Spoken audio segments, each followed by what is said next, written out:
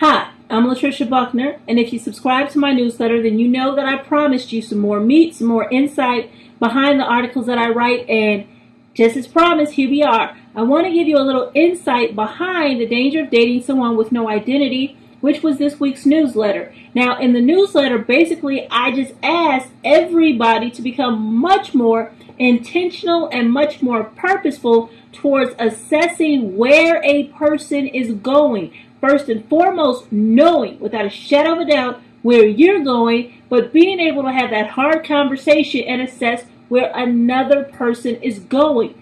If we're looking at connections, we're looking at two people coming together for a purpose. I believe in marriage. I believe in, and I get excited about the thought of love and all this other fun stuff. But guess what? Love is never the reason to get married. If you are preparing for marriage and the reason why you're getting married is because you love the other person, I ask that you give me a call. Marriage has a much greater depth than love. Love, as you understand it, is fleeting. There's so much I can say here. I simply don't have the space or the window to go into it. But trust me when I say that your feelings, which you ascribe to be love, are fleeting. And therefore, if you marry someone, you will be fleeting. You will not have a sustainable relationship. So you never marry a person because of love. You marry a person because of purpose.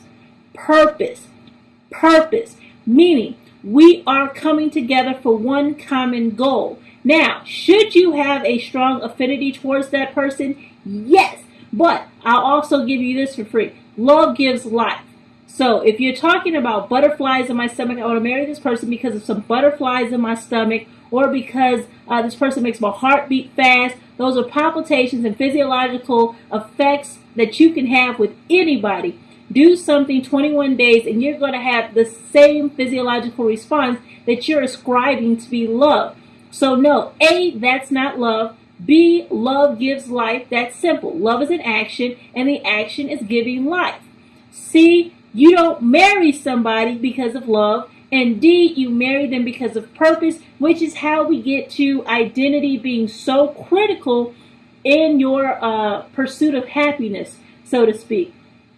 So for my single brothers and sisters who really do want to get married, you should be knowing who you are and readily assessing who the other person is. So now that I understand that I get married for purpose and not because I'm in love, then I have to understand what that purpose is. You see, it makes it so much easier to either A, choose a mate, or B, identify if this is the right person because we have a similar purpose. We have a similar goal. I can come together with this person's vision and we can then move forward towards building a healthy and sustainable relationship. And guess what? Those are the relationships that last. Two people who have come together for a common goal and purpose. They know that there's something far bigger than themselves that they're interested in, and there's something far bigger than themselves that they want to pursue, so they do that. They don't come together simply because they felt like it or it felt good at the time.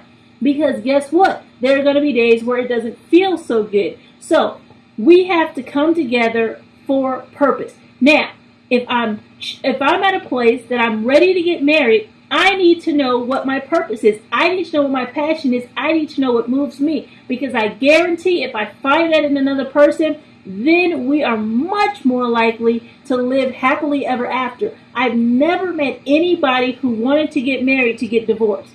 I simply have never met that person. I've met people who have started to keep that as an option and keep that on the table. But even those individuals really want it to work, and they don't want to pursue that route.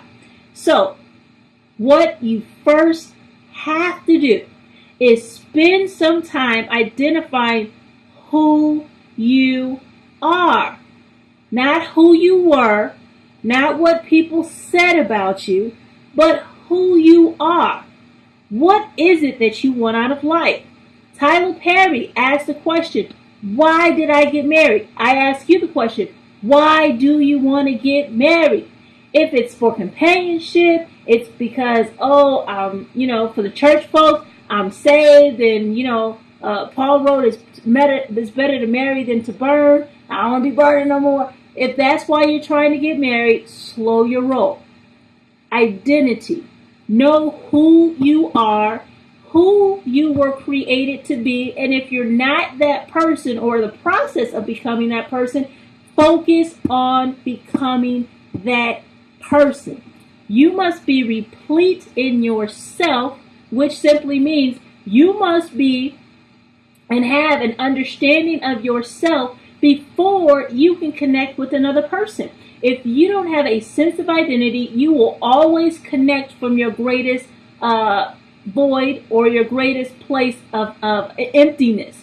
Okay? So let's just say I'm financially destitute right now, and I'm looking at relationships, and I'm really looking at relationships because I'm looking at a man who's going to bail me out. I will be most attracted to men with means, men with money. Is that the right person for me? Because guess what? When I get on my feet, or when he's able to shower me and give me everything that I want, am I still going to be all that into him?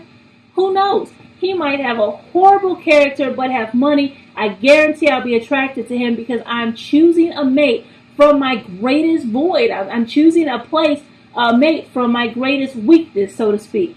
So you have to have all of that shored up. And you have to just know that this is who I am. I am a woman who is passionate about helping other people. That's very simple, very generic. We can get so much more specific with that. But for the purposes of this example, we'll use that. I'm a woman who's passionate about helping other people. Guess what? If I meet a man and I think he's the greatest thing since sliced bread, but he's very selfish, but he can't see himself volunteering or doing any community service or giving back to the community in any way, shape, form, or fashion, he's not the one. Okay? Whole nother conversation. You cannot change people. Period. You don't have the ability to do it. And then we can take it a step further, and some would argue people don't change. God changes people, but people don't change. Whole nother conversation, though.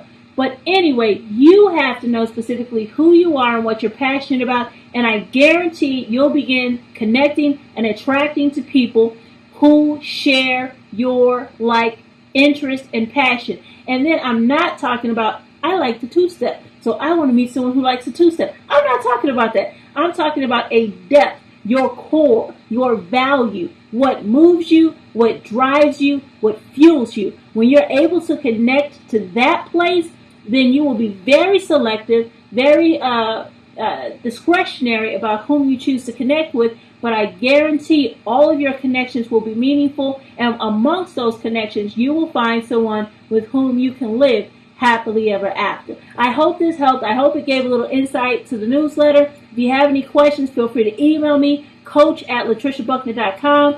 Always hit me up on Facebook, www.facebook.com/Latricia Buckner. And I look forward to talking to you a little more, as well as delving into next week's newsletter. Rest well.